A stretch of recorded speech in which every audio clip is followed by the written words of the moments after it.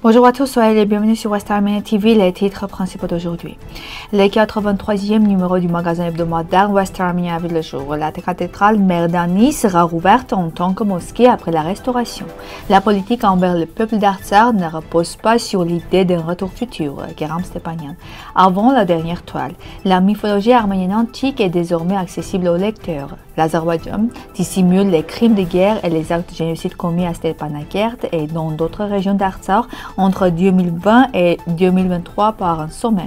Les œuvres de Narekati, Komitas et Khachaturian ont été présentées à Rome. 24 artistes arméniennes à la Biennale de Rome. Le 83e numéro du magazine hebdomadaire West Armenia est désormais disponible. Il aborde plusieurs sujets d'actualité importants, notamment dans le monde moderne, les atrocités contre l'humanité et l'humanité ne sauront être tolérées, a déclaré le catholico de tous les Arméniens lors de la manifestation organisée en Suisse du 26 au 28 mai. Une personne sans patrie est privée d'identité et de mémoire civilisationnelle, a écrit Mariam Markarian. L'opposition à la reproduction de la trahison a été analysée par Marel Haroutunian. Le journal propose également d'autres articles intéressants et analytiques. L'hebdomadaire d'Arménie occidentale est disponible en 5 langues, arménienne, anglais, français, russe et turc. L'agence turque Anadolu rapporte que la cathédrale historique d'Ani est en cours de reconstruction par le ministre turc de la Culture et Fonds mondial pour les monuments. La cathédrale devrait rouvrir ses portes en tant que mosquée. Bien que la cathédrale ait été construite par Samba II et achevée en 1010 par Katramit, l'époux de Kakik Ier, la source n'indique pas qu'il ait été roi arménien. L'architecte de la cathédrale, Terdot, est également présenté sa nationalité. La région d'Ani est inscrite sur la liste de l'UNESCO, mais les sources turques présentent des cathédrales arméniennes, notamment l'église Amenaperkish de Tigran-Onet et Tabouk-Arman, comme faisant partie de la culture turco-islamique. La cathédrale d'Ani est appelée mosquée de Fetih, sans aucune référence à notre origine arménienne.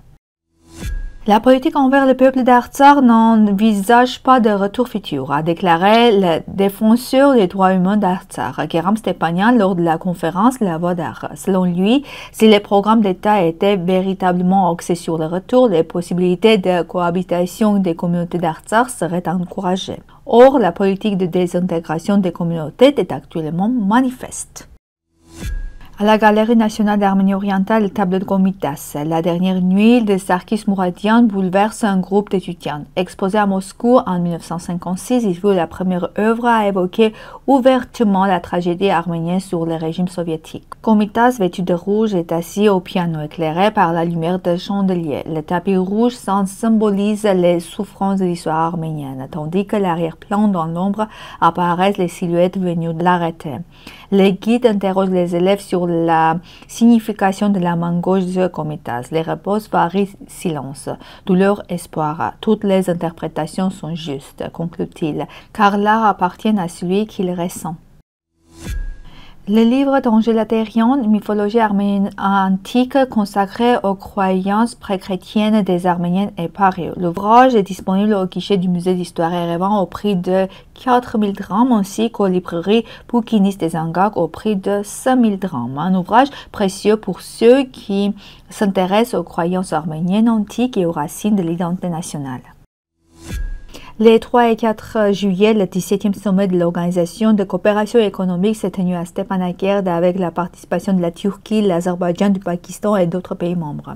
Présentée comme une plateforme diplomatique internationale par l'ambassadeur turc, la ville devient le théâtre d'une tentative de légitimation de l'occupation de l'Artsakh.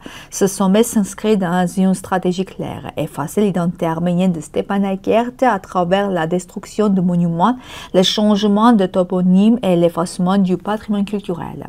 Le ministre des Affaires étrangères de l'Arménie occidentale est à Régie, rappelant que la présence de représentants d'États étrangers sur le territoire sacré de l'Artsakh sans autorisation préalable constitue une violation de l'intégrité territoriale de l'État arménien. Créée en 1985 par l'Iran, la Turquie et le Pakistan, l'OCE s'est élargie après 1991 à plusieurs ex-républiques soviétiques. Le sommet précédent s'était tenu à Tashkent en novembre 2023. Le 30 juin, en coopération avec l'ambassade d'Arménie en Italie, une soirée-concert a été organisée à l'Académie Philharmonique de Rome avec Véronique Kizanishvili et Youssouf. Des œuvres de Grigor Narekati, Komitas, Aram Khachatourian, Hélène Lamardian et Otar Tartakashvili ont été interprétés. Des résidents roumains, des représentants des ambassades arméniennes en Italie et du Saint-Siège ainsi que la communauté arménienne étaient présents. Dans le cadre de la Biennale internationale d'art de la Rivière à Romans, les œuvres de 24 peintres et sculpteurs arméniens de différents pays, Arménie, États-Unis, Angleterre, Allemagne, Chypre, seront exposées au Palais Valentino à Rome du 14 au 24 juillet 2025. Le vernissage de l'exposition aura lieu le 14 juillet à 17h30 au Palais Valentino. C'est tout pour aujourd'hui. Merci d'être avec nous. Au revoir.